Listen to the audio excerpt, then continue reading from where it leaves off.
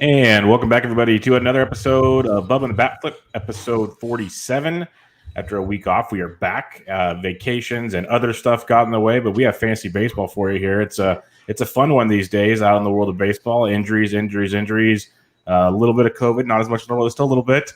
We got all kinds of fun stuff to talk about, and in order to do so, you can find me on Twitter at BDintric and the BatFlip portion of the podcast on Twitter at BatFlipCrazy. Toby, how we doing, man? We're doing well, Bubba. Today, I had an ice cream cake, a Baskin-Robbins ice cream cake earlier today. Nice. What flavor? Tomorrow, my 6-year-old goes back to school. Ooh. So in At home, I'm assuming? first grade. What's that? At home, I'm assuming. It's hybrid. It's like Gotcha. he's going into first grade, so it's like a few days a week for a couple hours, and then the rest is distance learning. So, Gotcha. So we celebrated his kindergarten graduation, I guess, since we didn't really get to do that before, with a Baskin-Robbins ice cream cake, which is pretty much the best way you can, best part of anybody's day. And I also have my new Padres hat on, which I'm rocking. I can never get the right size. It's like either 7 1/4 or 7 3/8. And like sometimes they're a little big, sometimes they're a little small, like depending. So We'll see. But I'm jazzed to be repping the San Diego Padres. But outside of that, everything is going pretty well. How about you? Yeah, not too bad. Just fighting the heat. 100 degrees for the last 3 days, and it's going to be 100 till probably next Friday. So tons of fun out here. It was 112 on Friday. That was so much fun. So much fun. So we don't have an air conditioner because we don't need one here ever until now. So it's really fun, really fun with a little 5.5-week-old and all this heat. So good times around the Intricate household. But other than that, we can't complain. We're healthy. We're having a good time. Baseball's on. So let's talk about baseball. We're going to do kind of recent news notes, how we can give what advice we can give for your fantasy teams. There's a lot of questions involved here, and we're not going to hit on all of it. There's a lot of prospect call-ups. I didn't really put that on the list. Some of them will be on the fab talk we talk about and whatnot, but there's a ton of things to speculate on, and we're just going to kind of focus more on the injuries, how we can potentially, like the replacements, they have value, stuff along those lines. And we'll start in Colorado, because I know it was a few weeks ago we were talking about Jairo Diaz as the guy, and because, Wade Davis was not the guy. Well, Diaz had another rocky outing today, and Carlos Estevez came in and finished it. But then he also had a line drive off his hand, has to get an x-ray on his right hand, so he might be out. But moral of the story, Bud Black came out and flat out said he's kind of basically had enough, and we're going to go by committee around here, which is never fun for fantasy purposes to begin with. But what I want to ask you, Toby, because if it's a committee, I usually already stay away from Colorado to begin with. I know you've invested in Davis and Jairo and stuff. With a committee involved, where are you heading on this one? Well, Bubba, does anybody really want to trust what I have to say after being in on Wade Davis, Jairo Diaz? Well, does it matter what I say? If they look at your overall standings, I'm pretty sure they're cool. Well, thank you for that. I'm glad that I can always point to that with all my bad decisions and just be like, they say flags fly forever. Well, your flag's like trying to go up the pole right now, so you're trying to fly it for sure. The thing is, Diaz is a little bit surprising to me. I really liked him. He's actually pitched really well for the Rockies the last little bit. I mean, not exceptional because it's so hard to do that for the Rockies, but all the skills were there, but he just hasn't been able to throw strikes. I mean, I think 3 walks today. So that's tough. For me, the guy I invested in was Daniel Bard. I got him in a couple places. I think had one $67 bid that I got him in one of my main events. I had a couple others. He's pitched really well. I think one thing that Black might like about him, I think there's a few things. Organizationally, he's already 35, right? So he's older. They don't really have to worry about, boosting up his value. He's obviously been a really good story. He's been the best pitcher in that bullpen, I think, pretty clearly. And I think the thing that'll stand out the most is that 0% walk rate. He has yet to walk a batter in 9 innings. And that, I think, is one thing that both Davis and Diaz struggled with in that spot. Obviously, Estevez, he may be able to get the job, but because of that, because he got the x-rays, I don't know what the situation is there. When you look at his numbers too, they've never really jumped out at me. Even this year, he has a 1.5 whip, I think, when I was looking. And so, it's just, again, we're dealing with super small sample sizes here, but I think Bard's been the best person there. And I don't necessarily see a reason why he wouldn't get the chances. like that's what I oftentimes do is I look at usage, and then I also look at like what are the incentives they have not to give this guy the role, and those don't really exist for Bard. So Bard is really the only guy that I'm investing in that bullpen. And again, I got him in a couple places. So that I think would be my bet. I think that the lack of walks right now is a really big boost for him. And his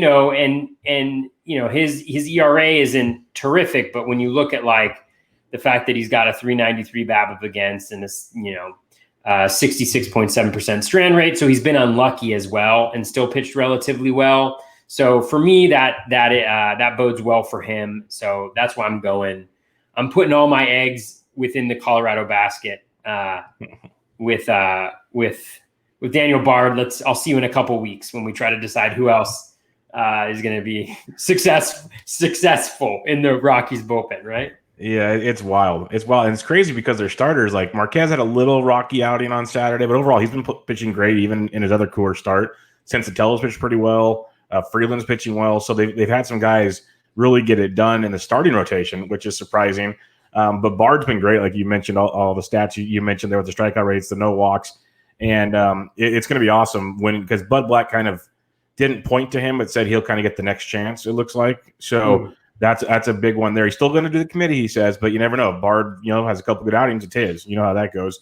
But it'll be a great story to see because this is the guy that hadn't pitched since 2013. He's been battling injury after injury after injury. Most thought he'd never pitch again. Now here he is just looking amazing for the Rockies. So that'd be one of those, they'll make a Disney movie of it in like 20 years. So that's pretty fun stuff there with Daniel Bard. The next thing I want to mention is not on the outline, but more news came out about a half hour ago, and I saw it on Quick Pitch while you were talking. So I just wanted to bring it to everyone's attention. Is Tommy Pham, he missed some games over the weekend with some like numbness in his hand and some other issues. He played today, but got pulled in the game with more numbness in his hand, and they're saying he's going to have to go see a doctor tomorrow. So Tommy Pham, yes. That's why I wanted to bring it up because the latest I saw in Roto World was about a half hour or so ago that said he's going to have to go see a specialist or a doctor on Monday. So keep that in mind, folks. I'm speechless, Bubba. I know. I didn't know if my internet broke. Bubba, you want to know something? I had a Baskin-Robbins ice cream cake earlier today, and I was on a high. And now you're telling me that Tommy Pham, the guy who's got like 80% of my stolen bases in every single league I have, is seeing a specialist. Yeah. No, I mean, that's, the thing about Pham is the risk was always there, right? Mm-hmm. Like we know he's had arm issues. He had that UCL that kind of held up the deal from the Rays. And so that I think might be the concern. I don't know enough about, I'm not a doctor. I'm just a fantasy baseball podcaster. But I wonder if there's something connected there, which is really sad. I mean, Pham is he's a fun guy. He's a competitor. He's a fun guy to watch play. I love his attitude. I love his Twitter presence. I'm sure that will still be great. So hopefully it's nothing major. They say, wow, our comments are full of key information. You guys rock. Casey Pete 3 says, looking at his wrist. So we'll see. That sounds like an IL stint to me, which again is sad. But as Simon Raquel points out here, maybe it's Edward Olivares time. That's what I was going to ask you, because he saw some time a couple weeks ago when there's other injuries, and they loved him in the minors. He's got a little bit of power and some speed. I know he was a fab target a few weeks back, but I didn't know if he only hit 188 when he had his chances during that few week span. No steals, one homer. Even in Coors, he had a run there. Didn't do much. He's striking out over 41% of the time so far. So not a glaring endorsement to the kid that played really, really well in the minors. Last year in Double-A, 18 homers, 35 steals. Year before that, 12 and 21. He's basically been a double-digit homer and steal guy for the last 3 years. So the talent might be there. He just might be having a tough transition. He hasn't played since Double-A. So this is his first. Never no AAA. Skipped it all. Here he is. I'm not saying run out and get him, but if it's a serious thing, you might see some Olivares regular playing time. Does that interest you at all? Yeah, for sure. I think a lot of sharp people were in on him even heading into the year as kind of a guy who might see some time with all of the shipping out of outfielders that the Padres did. So I think that's a really good shout. I think he could have a lot of value. He's obviously going to bat, I think, towards the end of the lineup. But we know that some guys can produce that value. It obviously inhibits them a little bit, but and that lineup I think has been playing a little bit over their head. I think that's one thing that we need to keep in mind is like we're still dealing with really small sample sizes, and so some teams you still got to look at who the players are that are composing that team to figure out whether you believe exactly in what's happening or not. Yeah, I mean, I think he's worth a shot, and yeah. All right, let's talk Franmil Reyes because it was a topic of conversation the last few days for me because the Franmil's been unleashed. Going into today's action, over the last 8 games, was hitting 483 with 2 homers, 2 doubles, only striking out 18% of the time while walking 12%, which I find to be a big win when it comes to Franmil Reyes. He's not like chasing things like crazy. So that's a plus. He's hitting everything hard as you'd expect. He hit 2 more home runs on Sunday to keep things going. And then he got hit on the hand and left the game. But x-rays came back negative. They said a contusion. So I just want to talk about it just real briefly because people have been like asking, is he going to play this week? Is he going to play? I would expect him to play. Maybe he misses a game or 2. So if you just keep an eye out on Monday's news. But if it's just a contusion, it just depends on how much swelling he has overnight. And if it's not a lot of swelling, he'll be playing pretty quickly. Any thoughts on Mr. Franmil Reyes? No, I don't think so. I mean, I think one thing that's really key to do at this point in the season, right, is again, we're still dealing with super small samples. It doesn't feel that way. I don't know about you, but it feels like we've been playing for like months. It's just like we're all exhausted. Prepping for 6 months, it feels like we've been playing for quite a while. Yes, you're right. It's crazy. So it feels like a long time, but for Franmil, he's got 77 plate appearances, I think. And so I think it's a really good time to just kind of review some of the underlying metrics to see, where he might be at. Right. So, he's hitting 292, which is awesome. He's also has a 375 BABIP, which is way above what his career average is. When you look at his profile, and I'm not trying to be a downer here, I'm just kind of trying to point out and then process wise thinking about what to expect. His ground ball rate is actually up 12%, 13% this year, fly ball down 7%. Hard hit rate is there. Obviously, a lot of the contact metrics are the same. So he looks pretty much like the same guy to me, but he's hitting a few more ground balls this year. So I think from an injury perspective, I mean, what you said makes a ton of sense about the contusion, but just from a value perspective, I think that's one thing is we're going to have guys and they're going to go on runs. And depending on when they're going on runs, I think we always kind of get in our sense that this is something that's going to continue, but always look at that filter. I'm always thinking about who the competition that they're playing against are as well. Like, because especially in a shortened season like this, it's like very difficult to predict. What's that? Is it the Central doesn't stink to play against? So it doesn't stink to play against. Yeah, for sure. Especially being on the Indians, right? It's like all the other pitching staffs. So that's obviously something he's got going for him. But I think just, I mean, it's really hard to predict when these things are going to start and end, but looking at competition and things like that are great. So I see Franmil as like pretty much the same guy that we all thought heading into the season. Hopefully that ground ball rate gets down here in the next little bit and we start to see potentially even more home runs. Maybe that's part of what's happening right here is just a little bit of positive regression in that ground ball rate. So we'll see. Okay, I'm gonna throw some curveballs at us because these guys are being awesome in the chat section. So those that I don't want to answer any Nats questions about stolen bases. Okay, those that are listening to the podcast later at a different time, we do stream this live on YouTube and Periscope and all that good stuff. So if you come and join us, we'll answer your questions in between our other stuff. So Rinaldi, a very frequent question giver to the show, we're going to ask this question, Toby, because I'm curious of it as well. What are you guys doing with Eaton, Robles, steals from the Nats? Because, Turner isn't stealing bases. None of these guys aren't. And we all love them for steals. Eaton's starting to hit the ball a little bit. Robles hasn't done a ton. Turner's hitting the ball a lot now. He's hitting with power. Like, he's getting on and doing his thing. He's just not stealing bags. The Nats offense kind of opened up over the weekend. I'm not panicking yet because there's still so much time in theory. Like you said, I feel like we've been playing forever. Like any one of those guys, especially Robles, he could have a 4 weeks, like a 4-steal week, and next thing you know, you're back at it. So what are you doing with these Nats guys? Because I think you drafted them for a reason. They're not like on dire straits, so I can't give up on them just yet. Yeah, I mean, I was having a great time heading into this podcast, and now all these topics are being broached that are very personal to me. No, I mean, I think you got to look in the totality of the player, right? I mean, with a guy like Robles, it's painful. I have him in a bunch of places.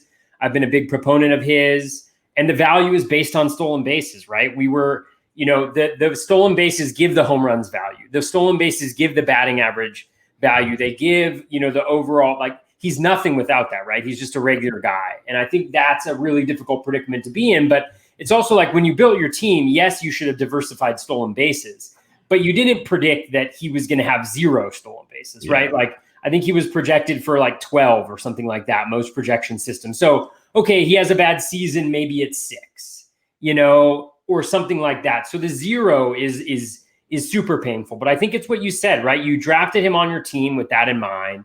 They're going into a really nice stretch of games here. I mean, this week, I think, what do they have? They have Baltimore, and then let me just get it right in front of me just so I'm not lying to people. Oh, they have Atlanta, which is a really good stolen team to steal against. They have Miami, which is a pretty good team to steal against.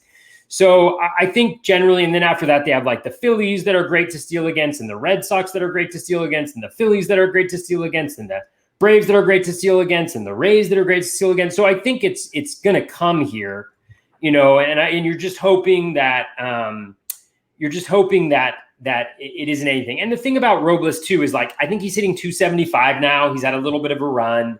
So the thing is, let's be patient. Like, he needs to go on a run and get those stolen bases. If you're in a shallower league, I'm seeing somebody dropped him in a 12-team league. You may be able to compensate for that. In a 15-team league, like, it's really hard. Yeah.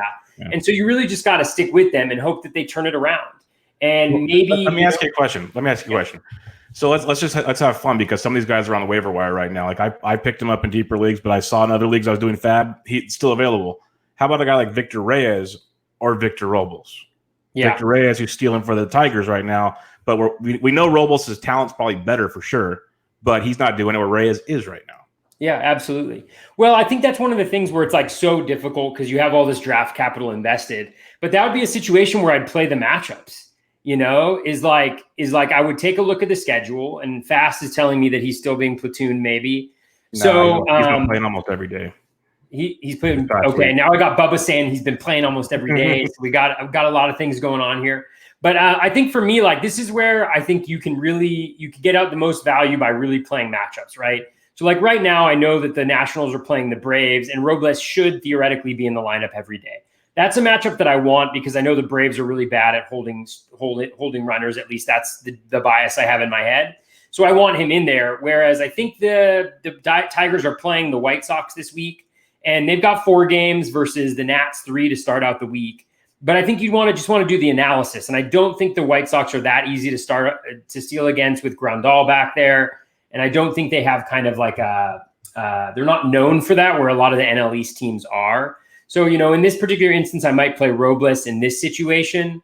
If it was a different matchup, then I might go Reyes as well, because he is stealing. And that's where a lot of Robles' value is coming from, in addition to the power, right? Is definitely. We don't think of him as being powerful, but 14 home runs over the course of a full season, with his exit velocity potential, I think is something that Reyes doesn't necessarily have. So that's kind of how I would approach that particular question, but I think it's a good one. And I think that's really how we have to be trying to maximize the value in our rosters. I think one of the challenging things about this year is there's been so many injuries and so many changes in the lineup and so many canceled games. It's almost like it's hard to do that.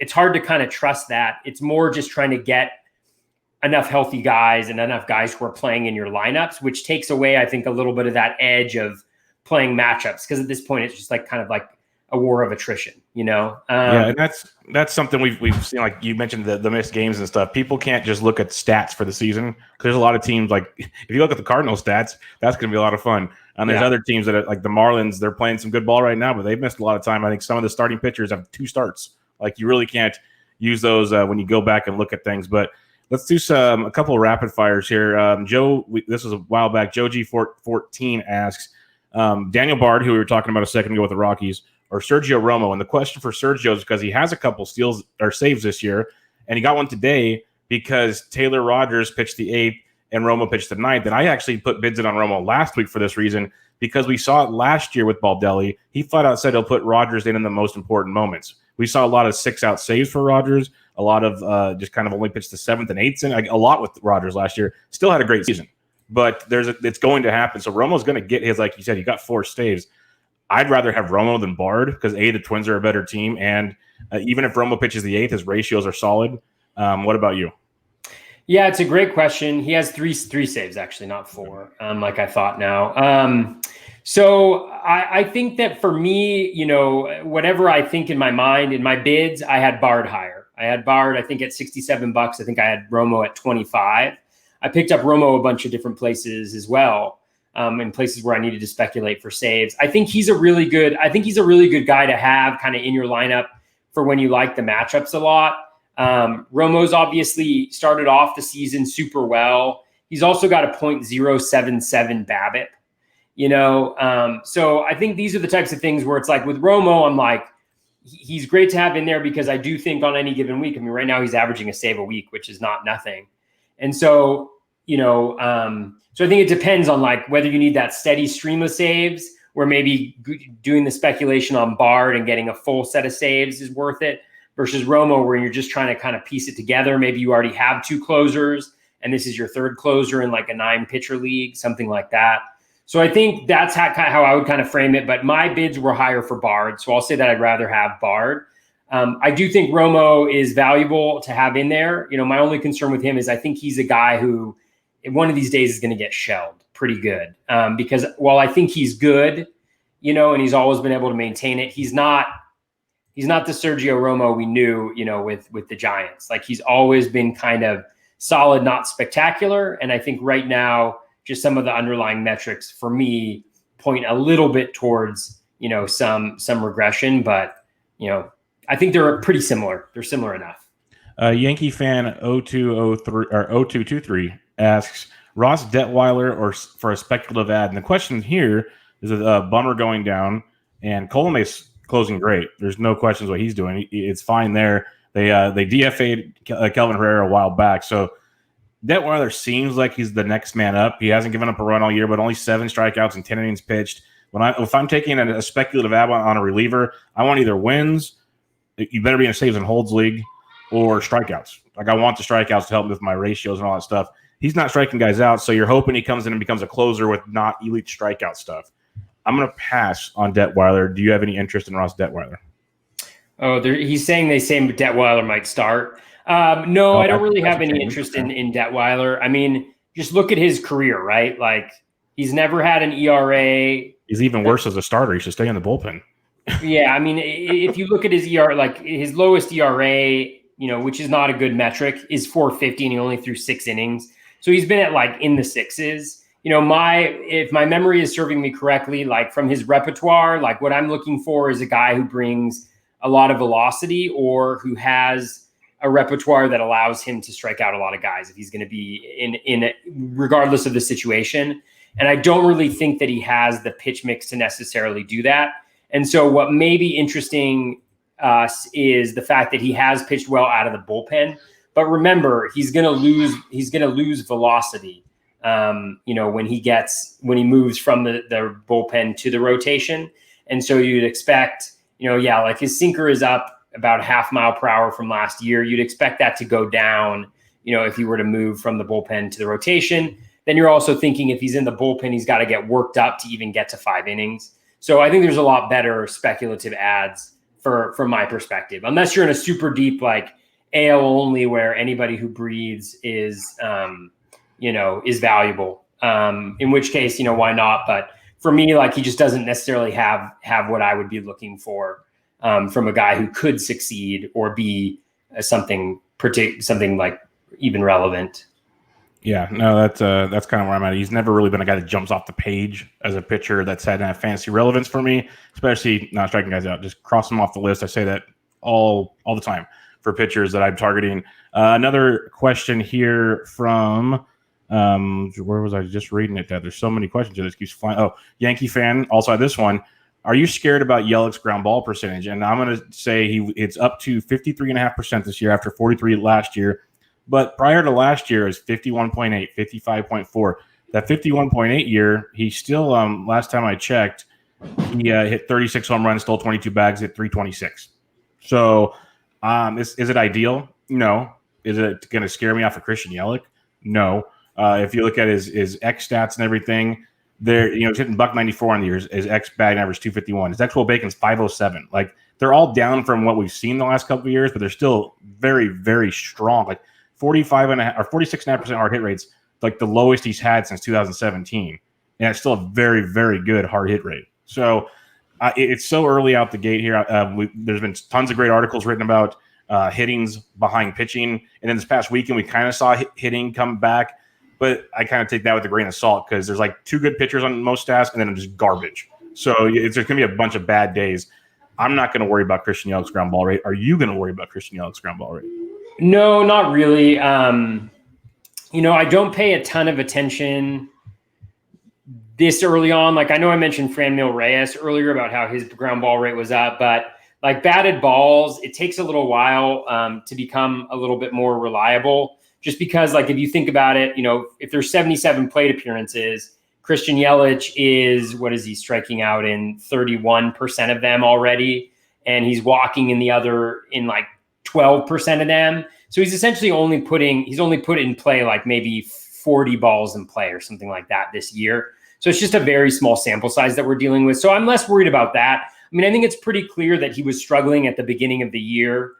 Just a lot of hitters are behind, especially a lot of elite hitters so far this year have been really behind on where they usually are. And again, like using super small sample sizes here. But like, if you look at his contact rate, it's way down for the year. But in the last 5, it's back up to where it normally is, actually higher, than it normally is. And so I think that's a pretty good indication that he's starting to see the ball a little bit better. And so what I would anticipate is, that with that improvement in contact, we're also going to see that ground ball rate come down a little bit. It may be that it doesn't go back down as far as as low as it got last year, but it'll go down.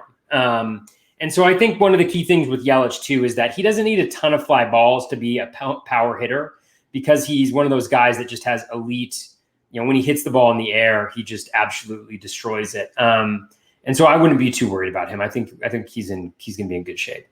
Okay, I'll get to some more listener questions in a minute, but you said you were having a great day and it just got kind of pooped on earlier. Mine just got pooped on pretty good. Bo Bichette, who was already put on the 10-day IL because of a knee issue. What is it? The breaking news, a source in Buffalo says the injury to Bo Bichette is worse than expected. The right knee sprain. It's still a sprain, but it's pretty bad apparently. Could keep the young shortstop out until at least mid-September. So I don't know if that means any rehab till mid-September, but that's the season basically.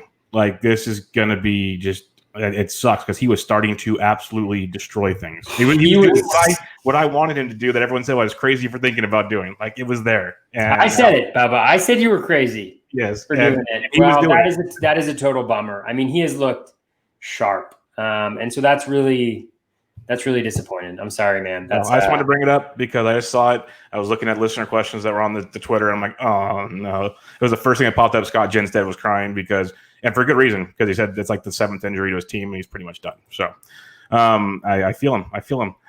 Yeah. Circular Carpet asks, and this is a fun question because Rob So mentioned on Twitter about like the double headers now with the 7-inning double headers. It's basically a game and a half worth of at-bats a day. So if you want to say at-bats are king, which is what I kind of think about in this small sample, obviously they have to be good at-bats, but at-bats are king. Do you attack these guys? And so Circular_Carpet asks, with all the double hitters the Cards are going to have, should we be targeting more Cardinal players for their at-bats going forward? I think it's a tough one because, yes, like Phil's work and, that's it's great. There's some assumptions built in, right? Like the assumption is that the guys are going to play both of those games, right? And so if they don't play both of those games, then they're actually losing games, right? And so it depends on who they are, what their position is.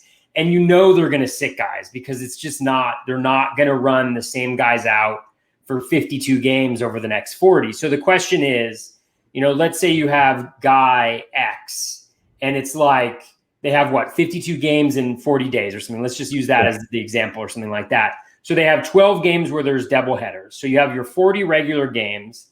that are the same that everybody's going to play. And then you have 12 games that are essentially worth 1.5. But let's say you only play in 6 of those, right? So 6 times 1.5. Well, actually, so there's 12 games in those 6 days. Oh God, I shouldn't have done math, Bubba. Yeah, you essentially stick with 52 and 40. Just stick there. Well, you're at 52 and 40, right? But 12 of the games are being played on 6 days. Yeah. And I'm in like the SATs here. I shouldn't have gone down this route, but now I got to finish it. Just spell your name correctly and you're halfway there. So essentially, yeah. So if a guy plays in 6 of those games, then, well, you think he's going to play in 6. So then it would be 9 games. So 9 times 1.5 is what? Like, I give up. It's 9. It's 9 games. Thank you, guys. What would I do without the commenters?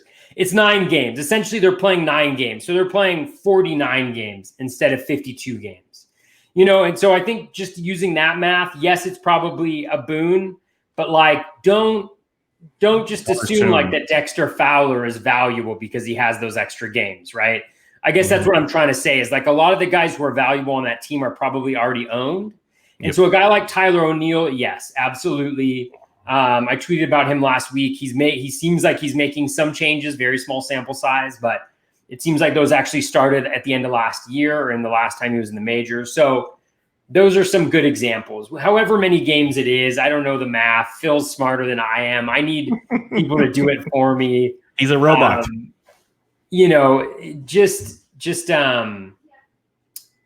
Just realize that, somebody's saying it's 13.5 games. I don't know. All right. I'm just a guy. I'm just a guy with a fantasy baseball podcast. And he's like first in the overall. It's cool. Chuck donates. I'm not first in the overall. That's not true. It's not true. There are people ahead of me. For now. Chuck donates, says, good evening, gents. Well, good evening to you as well. Would you stream this week? Solak, Grichuk, Reddick, Chris Taylor. Who would you stream this week? Grichuk, Reddick, Chris Taylor, and Nick Solak. That's a good one. I think the thing that is challenging for me with these types of questions is that every single thing you do, if you're playing Roto, it's all contextual, right? Like at this point in the season, you know what your strengths are, you know what your weaknesses are, relatively speaking. And so it's all contextual because what you want to do is you want to look at, okay, what is so if I'm deciding between those 3, is this a util spot? If it's just a util spot, right? Okay, do I need power? Do I need speed? Do I need runs? Do I need batting average? Like, what exactly is it that I need? And I would have that dictate most of the decision for me. Like Randall Grichuk, yes, he has 8 games this week. There's I think 3 or 4 lefties in there. Dave Petrozello is telling me 5 lefties. So you've got a lot of lefties in there. So that's great for Grichuk. I think he's a really good stream this week. I mean, in my 15-team leagues, he's just in my lineup this week, right? Because he's got the Orioles and he's got some other, and the Red Sox, I think, or something like that. It's just it's a really nice week for him. Solak, though, is also hitting really well. He's also got the possibility of speed, which Grichuk really doesn't have, and they've also got a decent, the Padres they actually have a good rotation. So I may be lying about that. And then the other guys were Reddick and Chris Taylor. I wouldn't do Reddick just because I don't think Reddick's that good. And then Chris Taylor, I think, is really interesting. Well, he's playing pretty much every day. He gets you steals. The batting average is going to be a little shady, but in OBP leagues, he's helpful because he walks a lot. And then he's in a really stellar lineup. And then the Dodgers are playing. Dodgers are playing Seattle and Colorado, right? And not in Coors, but those are pretty good matchups. So if I were, depending on what my needs were, I'd say that probably the top of that would be Grichuk and Taylor. Would probably be that. I think the reason he put Reddick on there is they play in Coolers twice. Yeah, but Reddick's not that good. Like he just doesn't do anything. I'm just saying. I'm pretty sure that's why. Yeah. Oh, totally. It's a good question, but I don't think that necessarily changes the dynamic for Reddick for me. Like, he's a guy who gets a ton of plate appearances, but even with that, he's not even necessarily a compiler. And Coors is great for getting hits and stuff like that, but from a power perspective, it's above average, but it's not like elite for power, and he really doesn't bring that anymore. So for me, I just wouldn't be that interested in Reddick, just because I don't think he does much. Yeah, I'd go Grichuk. It stinks that they're going on the road for most of the week because they have Coors Field playing now in Buffalo, so that's a lot of fun. But I think Grichuk's going to play. He's pretty much already playing regularly, but with the Bichette injury, we could see Gurriel going back to like shortstop, and you can get a lot more Grichuk time, so that could be fun as well. So I like Grichuk in that situation. Solak's not bad, but I'd go with Grichuk for sure. Samsky NYC asks Robbie Grossman, do you believe? I believe. I've talked about him every single day on my daily show because he just he fills the stat sheets. He's not like a world beater, but if you look at the Fab results this week, he went in a lot of leagues because he's starting to produce pretty regularly in a very good Oakland offense. I'm a believer in Robbie Grossman. He's playing every day. But do you believe in Robbie Grossman, Toby? Because he's finally doing it right now. Yeah, I mean, everything looks relatively legit. He's got a really great approach. He's got the stolen bases. Yeah, I mean, I thought for some reason I had in my mind that he was a lefty only, but I guess he's switch hitter. He's switch hitter. Is he playing every day? Yep, pretty much every single day. And he's hitting like 6th or 7th. And he's producing every single, like if he's not getting hits, he's walking like twice in scoring. He's stealing bags here and there. He just stuffs the stat sheet, like does something every day. Well, kudos to people who picked him up this week because I was somewhere else. I was in the redwoods, literally in the redwoods of Northern California while all this was happening, and so I missed that. But yeah, I mean, he's just got a really solid approach. I think you spelled that out. Like, he gets on base. He's an Oakland kind of guy, right? He's like kind of a Moneyball kind of character. So, I'm gonna go back to the outline for a second to help answer this next question for Simon Raquel. I wanted to mention Jacob deGrom on Sunday. He played catch. Good for him. I don't know if he had a catch, played catch, threw the ball around. I don't know, but he played catch. They said, but they said it went well, which was good, and they're hoping he could rejoin the rotation at the end of the week. Now, that doesn't make me feel warm and fuzzy that he's back. I know it's Jacob deGrom. If he starts, you want Jacob deGrom out there. But in a weekly league, like we talked about this like a couple weeks ago at Strasburg, and he pitched a couple innings and made another start. We'll get to him later. That's not good. But are you going to roll the dice with deGrom? Because I got it up right here. Like, if he's going to play at the end of the week, they're playing the Yankees. Yeah. So are you going to roll the dice with deGrom? It's contextual because like a good example, I have a main event team where my first 2 starters were deGrom and Strasburger. Yeah. Strasburger. I think I just called him Strasburger, which is actually kind of a cool name for him. That's how that works for me. Sorry about that, Steven. I just gave you a new nickname. Yeah. But I'm going to put that in my emojis. In my emojis, when I put it out on Twitter, it's going to be Strasburger. Strasburger. Not to be confused with Box. I was about to say, you got a burger thing. Burger. I need to find what Strauss is like. Levi Strauss. Levi Strauss. Levi Strauss. The Strauss. There you go. I'm going to do Jeans Burger. Jeans Burger. So I think that it's all contextual. So in that league, I'm starting him because I'm down in Ks. And to be honest with you, there's nobody on my roster. I don't feel good enough about my starting rotation that. And I read a note earlier about how they were maybe trying to line him up to go against the Yankees just because that's a big series, for them. And so that just kind of lines up for me. So in that league, I would, if I had reasonable guys to go instead of him, I would probably go in a different direction. But remember, yes, the Yankees are hitting really well, but again, remember who's in their lineup and who's not. They're not going to be the same Yankee lineup, and deGrom is deGrom, I think, regardless of the lineup. It does not matter like where he is, he's in the lineup for me because of that fastball, and he's just so good. So I think I probably would lean towards having him in there because I do think that him throwing on Sunday, kind of lines him up to go Friday, Saturday, something like that. So I think that the stars are kind of aligning on that. But if I had a decent option to put in for him instead, then I would probably not do it. But again, like in that particular league, I'm down in Ks. I'm not going to make up Ks by streaming, whoever from the waiver wire, right? It's just not going to happen. So, yeah. All right, let's go to some more questions here. Yancey, Bellinger, Acuna, Trey, and Lindor all off the slow starts. Alonso, he just lists them off. Yep, it's fun. It's fun. It's really good stuff there. Let's go to another part of this. Just Aroldis Chapman coming back on Monday. Britton got another save. I think he's got 6 or 7 saves now. Like, he's been ridiculous. Whoever paid fab for him might be the best fab buy so far this season. Out of all the goofy fab buys, he's paid off. You're probably starting Chapman. That's a dumb question, but what do you think they're going to do there? Because I think they slow play Chapman back in there. He might get a save here and there, but I think Britton still gets some. Yeah, I mean, I think Chapman is going to be the guy when he's back. I think they'll have him in there. It seems like they've taken their time with him. Like he's been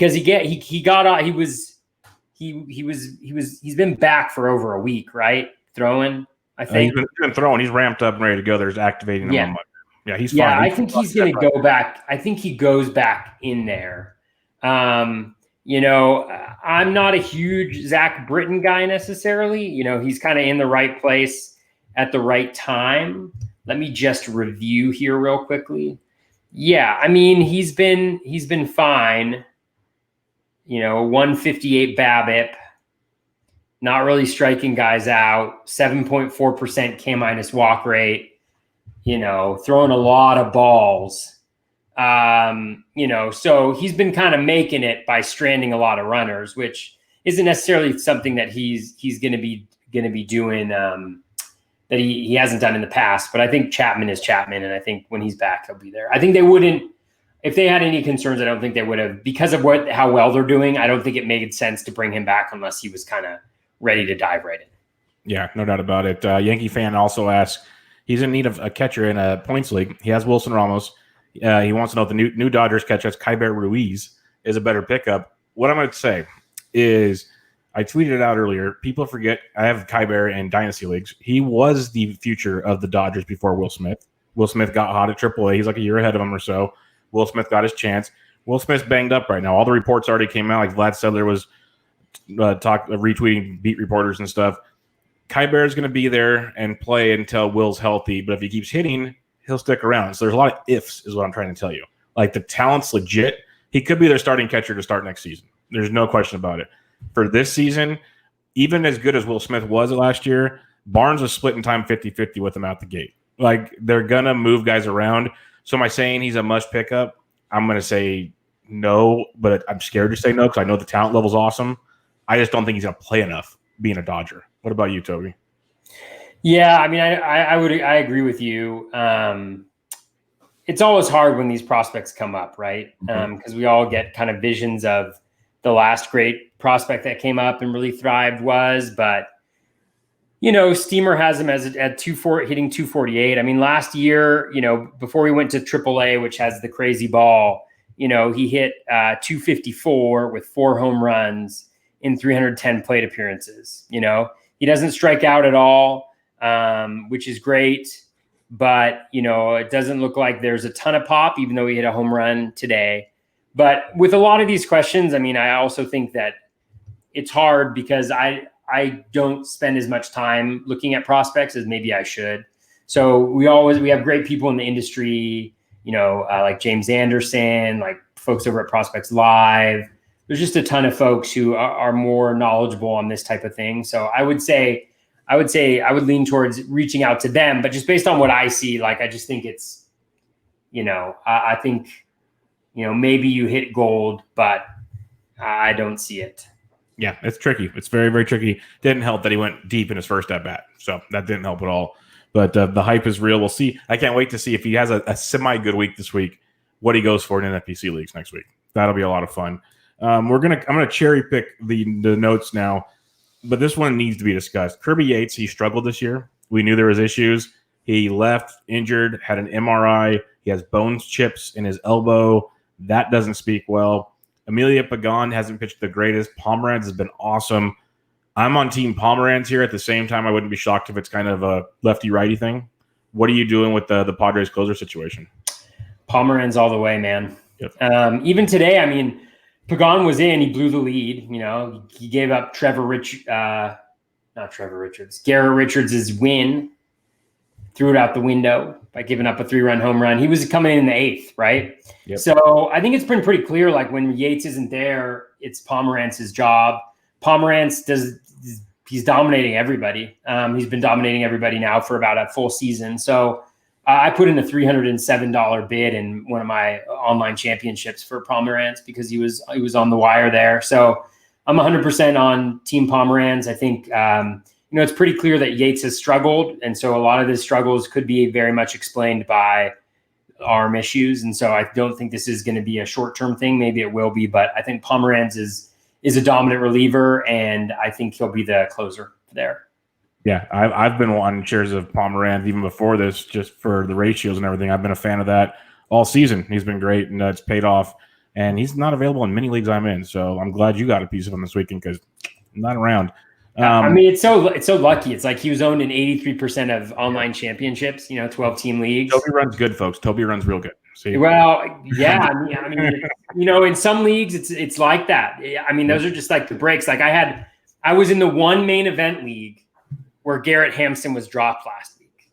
Oh wow! Someone dropped Garrett Hampson. Somebody dropped Garrett Hampson, and they dropped him last week before this week, and we don't know what was going on, but he was 97% owned in main events. He was available in my league, and I just so happened it's the league I share with my buddy Andrew Matney, and we just so happened to lose DJ LeMahieu this week, and we're down in steals. So we had a $407 bid for Garrett Hampson, which did you get him?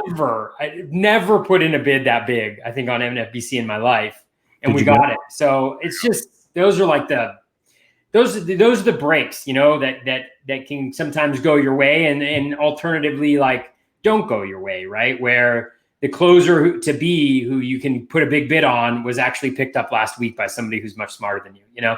So those are just the way that it kind of rolls. Yeah, no doubt about it. So Rinaldi asks a question: would you be okay dropping Victor Caratini for Sean Murphy in a shallow 12-teamer? That's tricky. Where I know we're both Caratini guys. Murphy, I like the profile. He's starting to hit a little bit right now, so I could see the enjoyment factor there. I think I still want Caratini, though. What about you, Toby? Yeah, I was having this debate during Fab period because I have Caratini in a couple spots. And I was just trying to think. I was like, man, 2 runs, 4 RBIs, 0 home runs. Like, it's just painful to see that on your team. But I think the key that you got to look at is you got to look at plate appearances. You got to look at bats. And the guy, he has close to 50 plate appearances. So, and yeah, they were maybe pushed up a little bit more heavily towards the beginning of the season.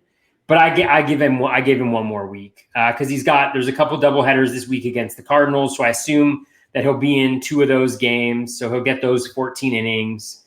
And then I assume that he'll probably get like 1 or 2 more starts. So we'll see how it plays. But the question is also, like, with Sean Murphy, he's fine, but, he's got a 28% strikeout rate. He's walking a lot. So if you're an OBP, he's more valuable. I do like the profile. It looks pretty nice, generally speaking.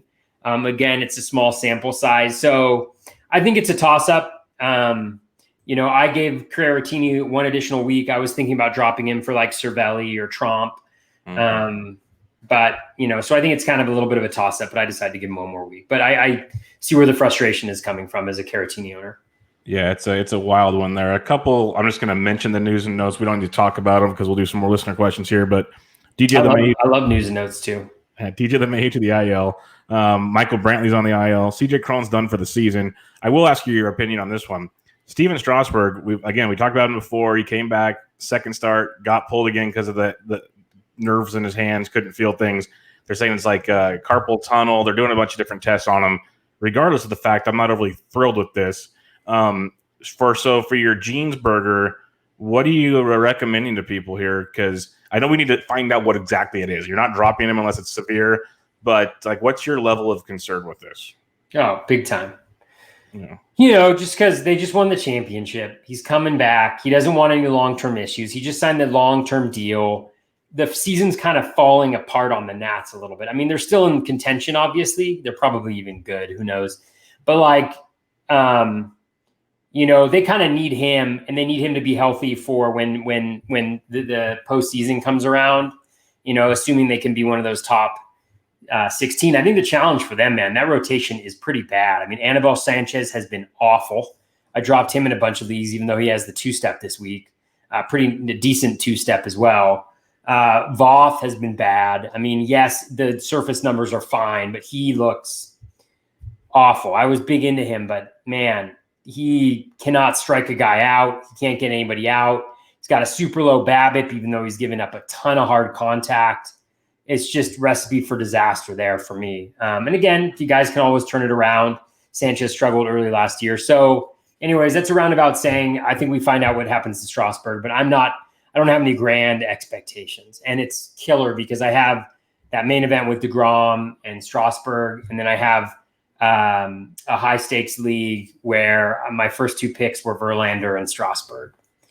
And my pick after that was Greinke, which is great, but Greinke doesn't get Ks, and that's why I got Verlander and Strasburg. And so I'm like second to last in Ks, and the rest of my team is pretty good, but I don't know if I'm going to be able to overcome it. We'll see. Giancarlo Stanton, he's back to the IL. Aaron Judge is on the IL, but Aaron Judge actually came out today. He's fine. He just wanted a few days off. They put him on the IL. He'll be back at the end of the week. He's taking batting practice tomorrow, so don't panic there, folks. He's going to be back. A few others, Mike Clevenger. Just in time to strike out against DeGrom. Jacob DeGrom, yeah. Yes. That slider. Clevenger and Plesac both got optioned to the training site, so that's fun. Keep an eye on that, which means they have to be down there for at least 10 days unless someone gets injured to replace. So there's a good chance you get no Clevenger again this week. So have fun with that. You break the rules, the Indians are going to make you pay. They deserve 100. Oh, yeah. I mean, Clevenger deserves 100% of it, and Plesac deserves 200. Yeah, if anybody wants to hate Zach Plesac, go look at his video. Moron. Just moron. Sean Doolittle, the IL, just locks up Hudson safes and more. Marlins like Alcantara, Rojas, Cooper, all those guys that had COVID, they're supposed to be getting activated early this week. They've been training. They're supposed to be coming back sometime this week. Looks like Craig Mish is saying early this week. So keep an eye on them if you have them. Hopefully we get news maybe tomorrow if you're on a weekly league. If Alcantara comes back, he's ready to go. That's a guy you're going to want to throw. So just keep that in mind, an eye on that. The Reds, we know it takes days sometimes for people to test positive when this stuff happens. But right now there's no positive tests, so they're following the protocol. They have an off day on Monday. Then they're at the Royals, and then they got St. Louis for 4. So keep an eye on that. You might just want to sit your Reds, but it's tough when you got Castellanos and a few others. So keep them in mind. Other than that, I got more listener questions if you're ready for them. Yeah, I mean, the one thing on the Reds, I mean, the incubation period is 2 to 14 days, and the median time is 4 to 5 days, and so I imagine they'll probably cancel the first series of the weekend. But it's tough.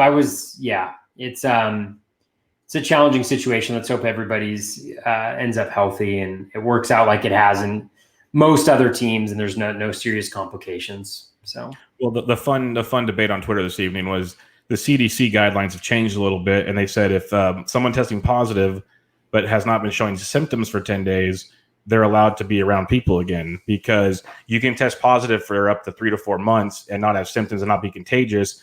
So like they've done it in golf. For if you tested positive and after your period, they make you come back and you play they call it a COVID group. You have to do that for like 2 tournaments, and then you're fine even if you test positive, and no issues have happened there. I know golf's not baseball. I get it, but it's worked. It's worked. And this has come out, of course, Twitter, the way Twitter is, people blew up like this is stupid, but it's from the CDC. Like, it's the people that are giving us the regulations. Totally. It's how the Reds might get to play sooner if all these, because they missed 3 or 4 days already. If they miss this Royal Series by the weekend, you're closed in on 7 to 10 days. So they might get 3. Yeah. CDC got, I mean, it's 10 days and 24 hours without symptoms, I think now, at least in California. I know that that's what they're doing at the California Department of Public Health. So, and those are scientists and doctors who are making those determinations. And so that's not Rob Manfred making a proclamation. This is actual science. Totally. Yeah. And my understanding is that's just the way that viruses kind of work and reproduce. So, that's fine. That's what we should be doing, is following science. Yes, so that's good there. Some more listener questions. I like this one from the Crab Shack. This is a fun one because Dom Smith has been on a tear for at least a week or close to a week. Dom Smith or Mark Hanna the rest of the year. This is a fun one. I'm a big Mark Hanna fan. He had a home run over the weekend against the Giants. He's kind of been slow and steady, not really lighting the world on fire, where Dom Smith he's hitting cleanup. He's getting the job done. I'm leaning Dom Smith there just because I'd rather hit in the East over the West also. But I'm going Dom Smith. What say you, Toby? For me, this is a tough one. This is a tough one for me. I'm probably going to go with Kana, just because I think he plays every day. Is Smith playing against lefties? He's been playing every day right now, yes. He has. Okay. Once Joannis left the team, he's been playing every day. Oh, man. This is tough.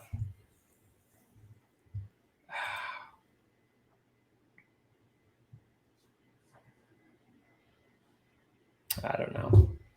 It's a tie, Bubba. It's really close. It's a tie. It's a tie. I mean, Smith looks great. Don't get me wrong. I have trouble saying no to Kana because he is doing everything. Like his O swing is like 18%. He swings at no pitches outside the zone. His contact rate is league average. His hard hit rate is through the roof as well, right? He hits a few more ground balls. I think that's where Dom Smith has improved this year. I think his ground ball rate's around 34%. As opposed to in the low 40s where Kana's is. Kana plays in a better environment, like better team, context. So I think it's kind of a toss-up. I don't know. I'd really have to dig into it. I'd probably go with Kana just because of feel like there's more track record there. I'm sorry to disappoint everybody who wanted me to choose Smith there. Simon asks, again, another one. David Peterson of the Mets, he's had a handful of starts. He's looked really good. He's been a heavy ground ball guy in the minors. A lower ground ball rate, and he's not striking out a ton of guys, but he's got the job done so far. Kind of I wouldn't say smoke and mirrors is the right word, but he's getting it done. And then Castellani of the Rockies, he made his Coors debut this week, pitched really, really well, shocked me. I didn't think he pitched that well his first time. Prior to that, he had a 4-inning outing in Seattle. He pitched well. So he's had 2 great starts. Alex Fast sent me a GIF when I was tweeting about him, showing his slider movement and his fastball movement, which is ridiculous. I did not know this kid could do this.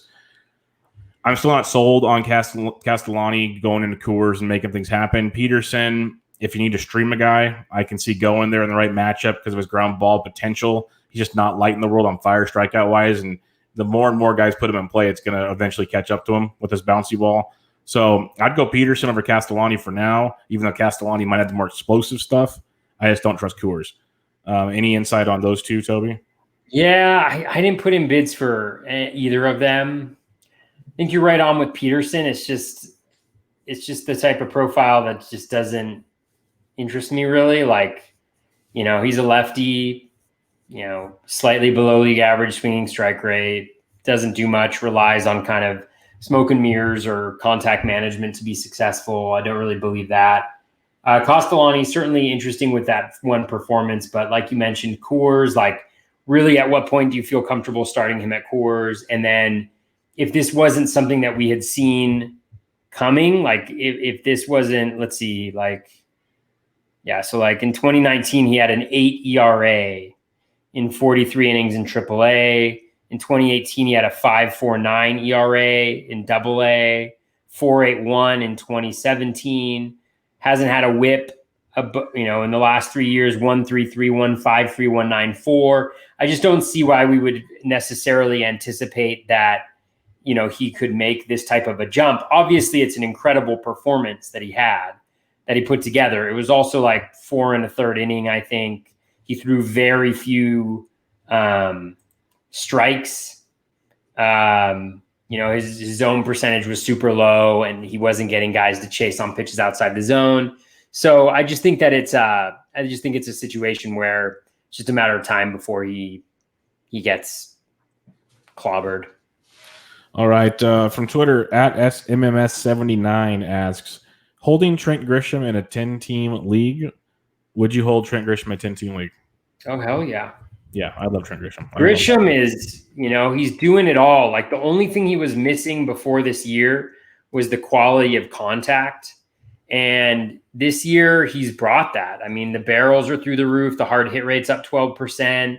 His contact rate is great as usual. His O swing is among the league leaders. He strikes out a little bit, maybe slightly too much, but I think that should come down.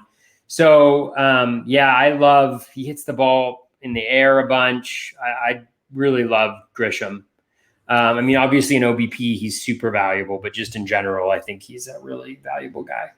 He also asks, is Jose Urquidy worth the stash? If you have room, I would. It's tough to have room on a roster right now to stash guys, but I would. I think he's very good.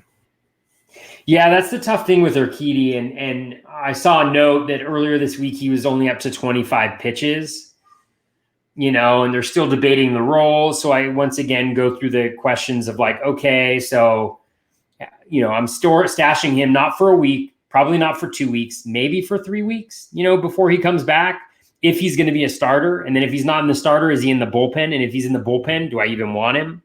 So there's all these kind of if-thens that have to be answered yes to have him be relevant. So I thought about it. I had him higher on some of my fab claims earlier this week, and I brought him down just because I was like, it's just not there. And then again, like, yes, he was very good last year.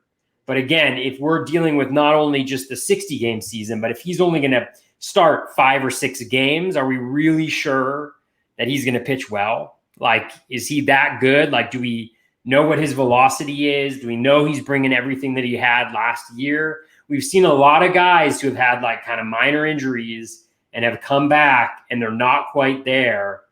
Velo's down a little bit and they get hammered. So I just don't think he's worth it at this point. Yeah, it's very, very tough with him. I like him going into the year, but if he's not playing, it's tough to do. Dave Petrozello, I did it right that time, I think. Dave Petrozello. You did. That was great. He asks, he's looking for pitching in his 15-team league. So he picked up guys like Alex Young, Kevin Gossman, Daniel Ponce de Leon this week. I like the Gossman pickup, especially in SF. He was the guy I wanted the most out of the big three, I guess you could say there. We saw him strike out the world over the weekend. There's a lot of Ponce de Leon hype. Andy Young, I'm not in love with, but I've seen people that are. Do you like the 3 guys he picked up this week? Yes. So I think the challenge with Gaussman is that he's going to get the Angels this week, which is great. And then he's going to have the Dodgers. And then I think he has a game at Coors. So in 2 of his next 3. So I didn't put in big bids because I was like, I'm probably not going to start him in 2 of his next 3 starts. But he has looked very good. And so I think that's a great pickup. I mean, he was at the top of any of pitchers that were available in 15-team leagues for me. I love Alex Young. I don't love him this week. He's a lefty. And he has a ton of good pitches that work. I was super into him early in the draft season. And so he just kind of throws the kitchen sink at you, and he's got a lot of good pitches. A fastball just isn't one of them. I think he's got a cutter that's actually pretty effective. But he goes up against the A's, and I don't think I would feel comfortable starting him this week against the A's just because there's such a heavy right-handed squad. I'd be worried about that. However, I was going after him pretty hard this week. I think I got him in 1 or 2 places for the following week, because if he stays in the rotation, which is an if, then he's going to have a Colorado at home and then Giants at home double tap next week. And that, I think, is about as nice of a double tap as you can 2-start week that you can have.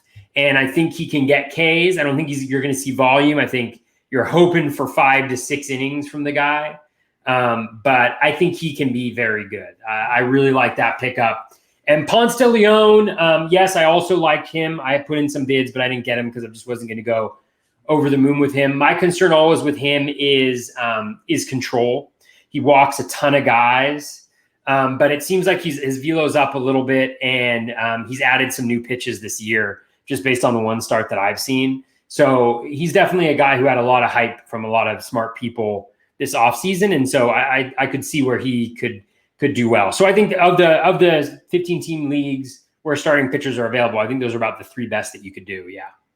All right. Joe G from Twitter. He actually asked a question in the chat earlier, but from Twitter, he asks Aaron Hicks or Grichuk and a 6x6 roto. And we talked about Grichuk earlier. For me, I'm a huge Aaron Hicks fan. I love Aaron Hicks.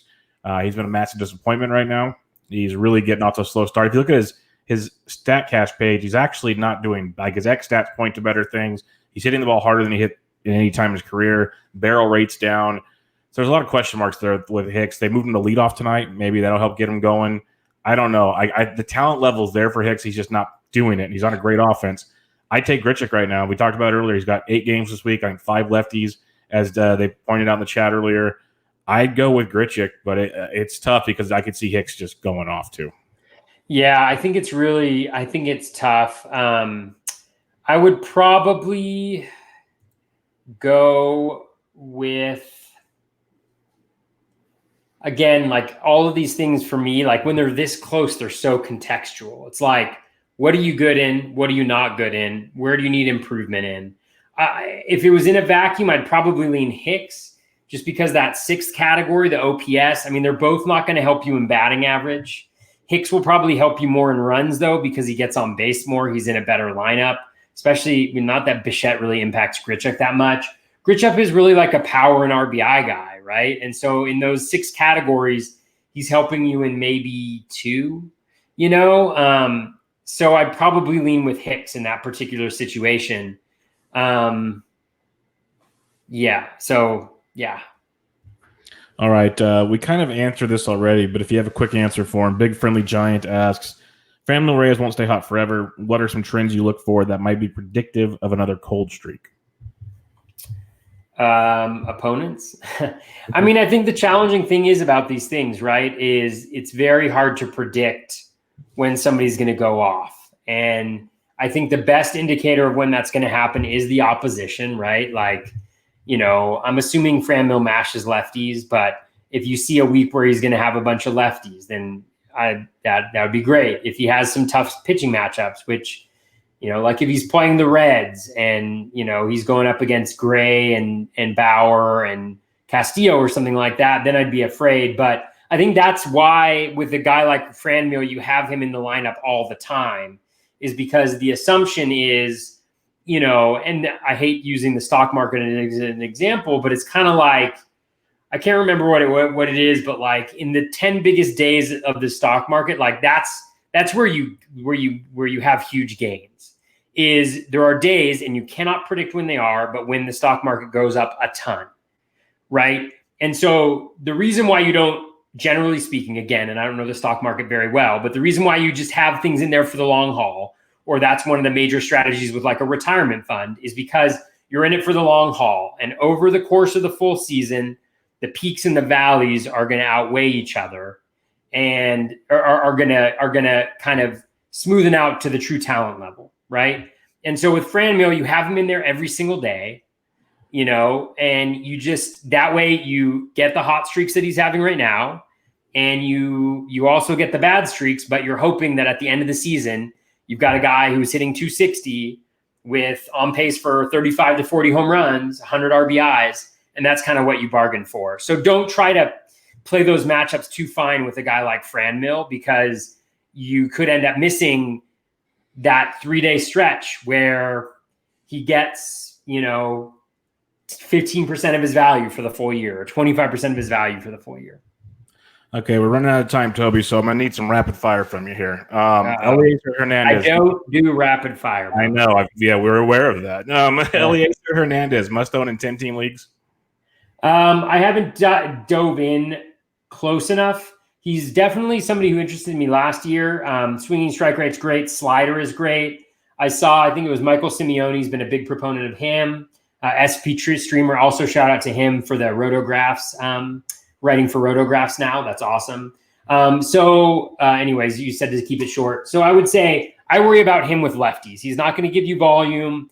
I don't know if he has an out pitch against lefties. I haven't dug in deep enough to know that for sure. So I would do your own research and figure out whether you feel like there's something different happening this year to previous years. Otherwise, I think he's a shallow league streamer at this point. Yeah, not a must-own in 10 team. 12, I could see. 15 for sure. So go get him there. Eric Samolsky asks, what do you think of the Cardinals situation? He picked up Andrew Miller in some NFBC leagues. We saw Gant get some late inning rolls. Reyes was getting loose late. There's Gallegos. Who are you picking in the Cardinals bullpen? Well, the only quote that I saw was Schultz saying that Gallegos is kind of the fireman. Like in the high leverage situations he's going to be in, which to me indicates that is probably not going to be the closer role the most often. And so I had them ordered Gant. Gallegos was gone, but I had them ordered Gant and then Miller just because Gant got that first opportunity. He's also a righty. And Miller, they've never given him saves, really. And so I don't know why that is, but I just think and Gant I think he got a couple saves last year, maybe something like that. So I went with Gant, but it was a spec. I think I put in like a $15 bid and I got him a couple places just to see and write it out to see whether he gets anything out of it. All right. And the last question we have here from RIS0867. Who would you sit this week? John Birdie, who has 8 games this week, or Andres Jimenez, who's been playing well, but there's other people starting to show up. They're getting healthy, so be careful. He plays 7 games. I'm going to play Birdie. Who are you playing?